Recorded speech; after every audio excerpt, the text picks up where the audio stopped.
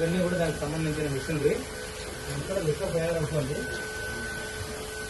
ఈ విధంగా ఇలా బయట నుంచి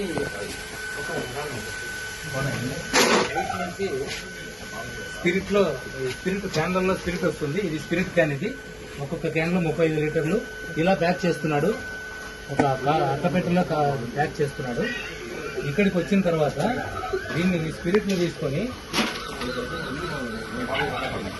ఒక స్టీల్ ట్యాంక్, ఇది ఈ స్టీల్ ట్యాంక్ లోకి ఈ స్పిరిట్ ను పంపించిన తర్వాత దానికి కావాలి ఎంత క్వాంటిటీ వాటర్ అవసరమవుతుందో ఆ వాటర్ ను బయట ఉన్నటువంటి నాకు మీకు చూపించినటువంటి ప్లాంట్ నుంచి డైరెక్ట్ గా మోటార్ ద్వారా పంపు చేయడం జరుగుతుంది. ఎన్ని లీటర్లు ఉంటే అన్ని లీటర్లు. ఈ పంపు చేయడానికి కావాల్సినటువంటి మోటార్ ఇది. పంపు చేసిన తర్వాత ఈ మోటార్ తో మొత్తం అంతా కూడా బ్లెండ్ చేస్తాడు, అంటే కలుపుతాడు మోటార్ ద్వారా, మాన్యువల్ గా కాకుండా. పంపిన తర్వాత ఈ రెండు మీరు పైపులు ఒకటి